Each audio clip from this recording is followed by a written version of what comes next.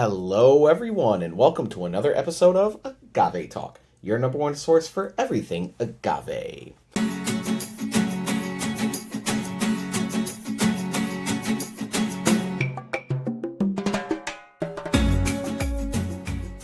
We appreciate you being here with us today. Today, we are checking out a brand new brand to us, Tequila Kostiv. Yes.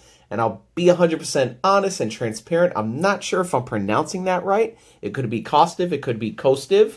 I've not heard it yet on video, but that's what I'm going with, Tequila Kostiv today.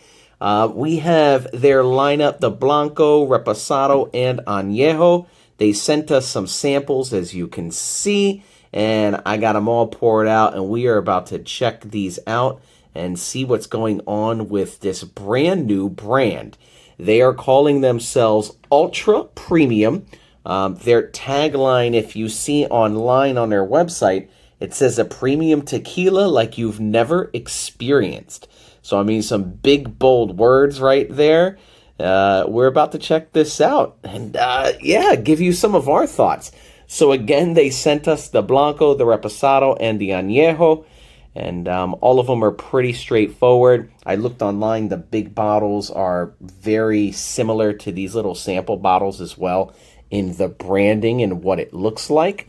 So, if you've had this bottle before, I would love to hear your comments below. But again, this is a brand new brand. I'm wondering if many people have actually had a chance to try it. So remember where you see things first, all right?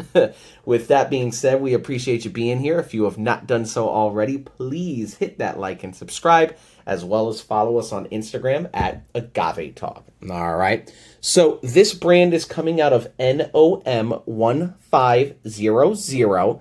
Not too many tequilas produced there, but this is one of them. We're checking out the Blanco at first. On camera, you can't really see too much. There it is. It's dissipating very quickly. The tears and legs on this, it's not very sticky at all. It does run away pretty fast. Let's take a sniff. Ooh, yeah. Okay. So, if you're a longtime subscriber to the channel, you know I am huge on Blancos. It is my favorite expression because I love the taste and smell of fresh agave, cooked agave. And, oh, man, this was just like an agave blast to the face as soon as I smelled it. We let it sit whenever we pour, especially when we're doing a flight. We let it sit for a moment just to kind of open up. But I don't smell it. I didn't smell it until this exact moment to give you that authentic reaction.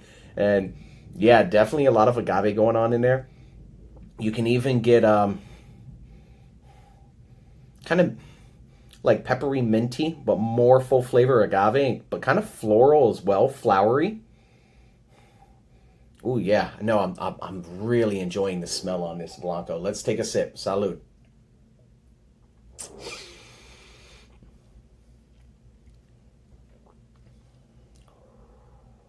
Oof.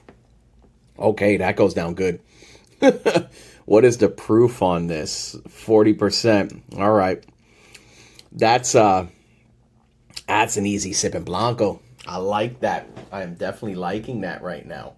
Again, with a Blanco tequila, you should be able to taste the agave. It should be the most forward, taste and smell that you have. And this absolutely is doing it justice. With the brand itself, I'm wondering, and always just thinking about Blancos, there is a rule you cannot add any additives to a Blanco. Absolutely not. But additives are allowed in Reposados and Añejos. And when you have a Blanco that is so agave forward, what am I trying to, how can I say it? It's when it's so agave forward on the Blanco, going over to the Reposado Añejo, it's actually going to make it easier to really tell if there's additives in it or not. I have no idea if this brand is using additives. And again, I have not smelled or tasted either of these. But when you do have a Blanco that's so agave forward, it really is a lot easier across a flight to tell if a product has additives in it or not. So right now, a huge pro to this Blanco is the amount of agave in there on the nose and taste. Let me take another sip.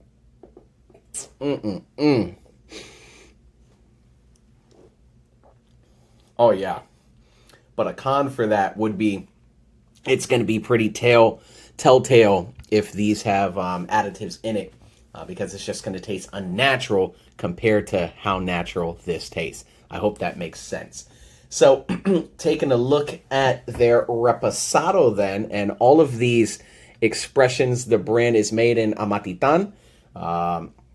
The lowland regions of Amatitan is where they're getting their tequila. Where they're getting their agaves, their piñas.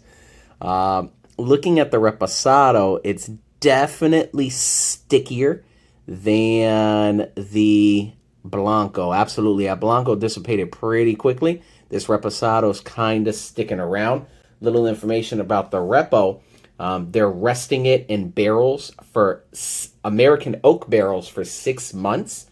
Ex-hand French Cabernet Sauvignon barrels, 100% agave.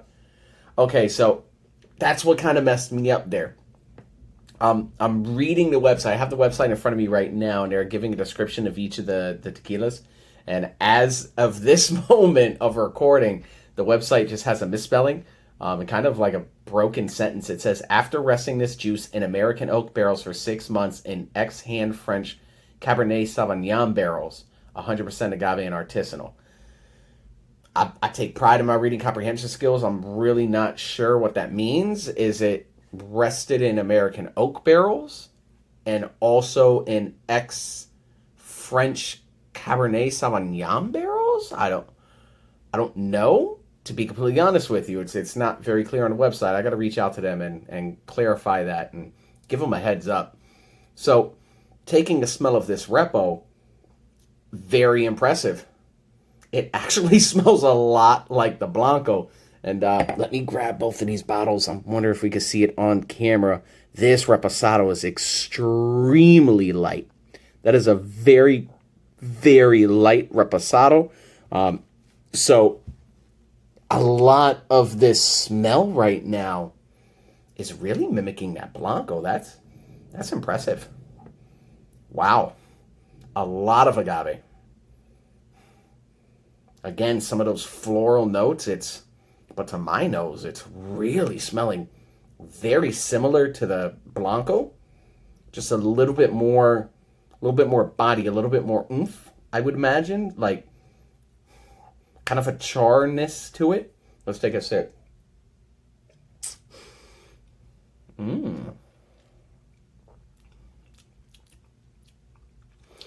Okay, so that's interesting. Again, if you're a longtime subscriber, you know Reposados is my least favorite expression. The nose on this does not taste like the taste at all. That's interesting. Whereas the nose was very agave forward, very similar to the Blanco, to be honest. The taste.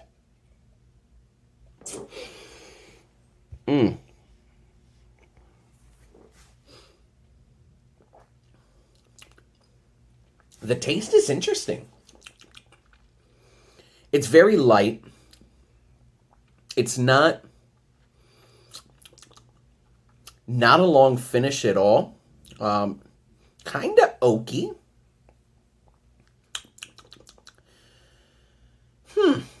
That's interesting. I'm not, like, the first sip, I wanted to say it was kind of an odd taste where I was trying to figure it out. Normally, a lot of these brands, especially ones that use additives, they'll throw in, like, easily detectable amounts of, like, vanilla or caramel or something like that. And the first sip, it was an odd taste. I couldn't get it. But the second sip, it was a bit muted. But you see myself pouring another one. No, I gotta hold on. Give me a moment.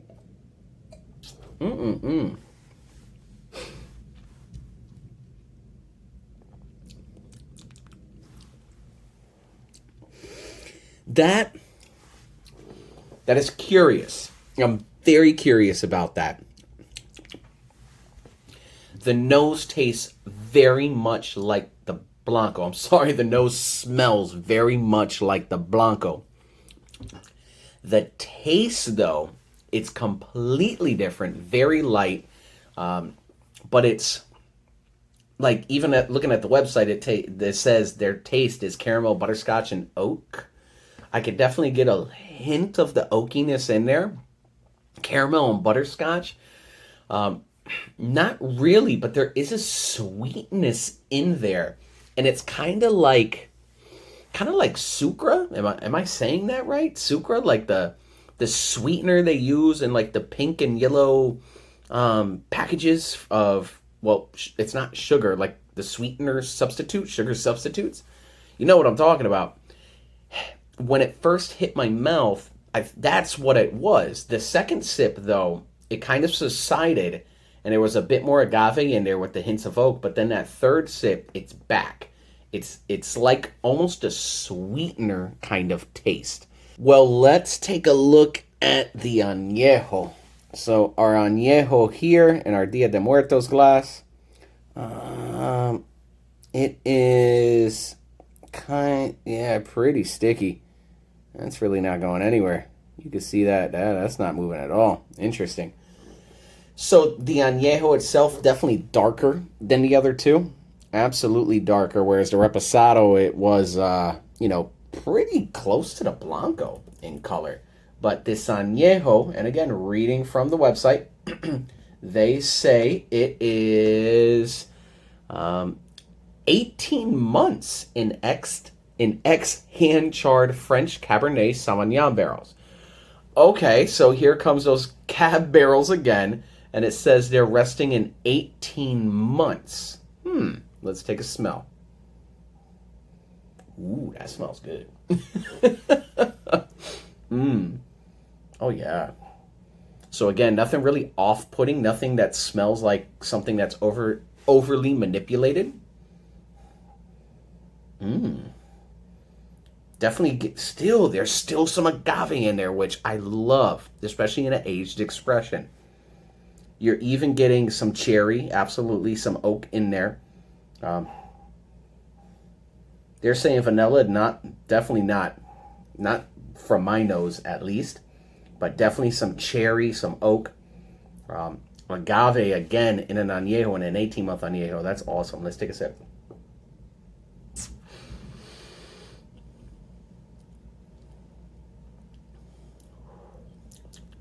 Okay. All right. So definitely the vanilla is coming into play. And it's not, again, overly powerful. This still has somewhat of an agave taste, which I really can't believe. This is awesome. Kudos to the brand to achieve that agave taste across all three expressions, especially an 18-month Añejo. But after now having the Reposado, the Añejo also has kind of like that sweetener kind of taste, like the pink or yellow sugar substitutes, with a bit of vanilla. Let's take another sip. Oh, the smell on this is great.